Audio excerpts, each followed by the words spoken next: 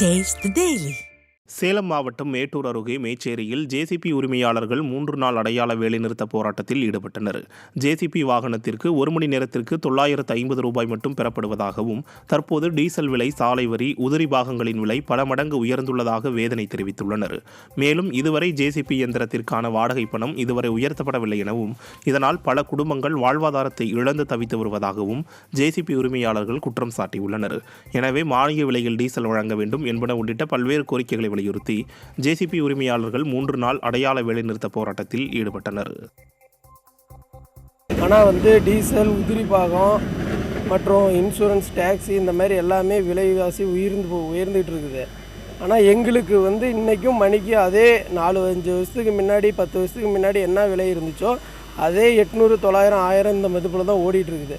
எங்களுக்கு இந்த வருமானம் கட்டுப்படி ஆகாதனால இன்றைக்கி நாங்கள் மேச்சேரி காளிப்பட்டியில் ஒரு 200 ஜேசிபி உரிமையாளர்களில் ஒரு 100-120 பேர் வந்துட்டாங்க.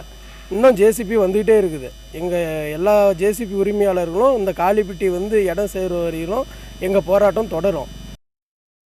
திருவண்ணாமலையில் சித்ரா பௌர்ணமி என்று ஆட்டோ ஓட்டுநர்களுக்கு QR கோடு வழங்காமல் மாவட்ட நிர்வாகம் காலம் தாழ்த்துவதாக குற்றம் சாட்டி ஆட்டோ ஓட்டுநர்கள் ஆட்சியர் அலுவலகம் முன்பு சாலை மறியலில் ஈடுபட்டனர். திருவண்ணாமலைக்கு சித்ரா பௌர்ணமியையொட்டி ஏராளமான பக்தர்கள் வருகை தர உள்ள நிலையில் பக்தர்களை அழைத்துச் செல்ல உள்ளூர் ஆட்டோக்களுக்கு மட்டும் QR கோடு வசதி தரப்படும் என மாவட்ட நிர்வாகம் சார்பில் அறிவிக்கப்பட்டிருந்தது. ஆனால் தற்போது வட்டார போக்குவரத்து அலுவலகத்திலிருந்து குறைந்த ஆட்டோக்களுக்கு மட்டுமே QR கோடு வழங்கப்பட்டுள்ளதாகவும், மற்ற ஆட்டோக்களுக்கு வழங்காமல் காலதாமதம் செய்து வருவதாக ஆட்டோ ஓட்டுநர்கள் குற்றம் சாட்டியுள்ளனர்.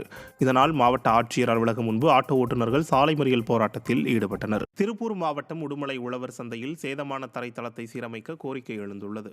கபூர்கான் சாலையில் உழவர் சந்தை செயல்படும் நிலையில் மழைக்காலங்களில் அச்சாலையே குளம்போல் மாறிவிடுவதால் உழவர் சந்தையிலும் தண்ணீர் தேங்கும். இதனால் கொசுக்களால் ஏற்படும் பாதிப்பு ஒருபுறம் என்றால், மறுபுறம் தரைத்தளம் மிகுந்த சேதமடைந்து குண்டும் குழியுமாக நடப்பதற்கே பெரும் சிரமம் ஏற்படுகிறது.